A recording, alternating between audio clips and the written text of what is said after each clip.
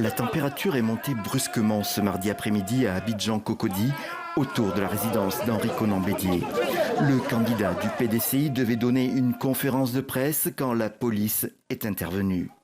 Une centaine d'hommes qui ont repoussé au loin les journalistes et de nombreux militants PDCI qui s'étaient massés dans la rue.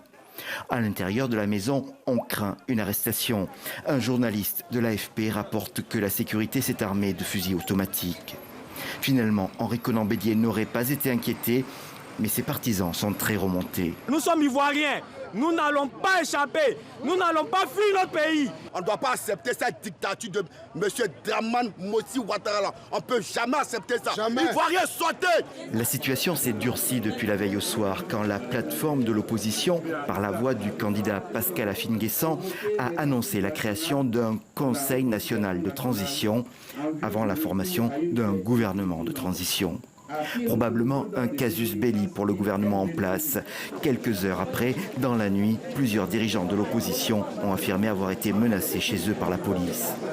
Cette déclaration, ainsi que les violences perpétrées suite au boycott actif, constituent des actes d'attentat et de complot contre l'autorité de l'État et l'intégrité du territoire national. Les mots sont forts et le ministre Cambilé a annoncé avoir saisi le procureur de la République. Interrogé sur une possible arrestation des leaders de l'opposition, il a répondu « Toutes les options sont sur la table ». L'antagonisme et la méfiance avant le scrutin ont tourné au bras de fer entre le président Ouattara et l'opposition. Les tensions qui étaient vives pourraient maintenant se transformer en violence.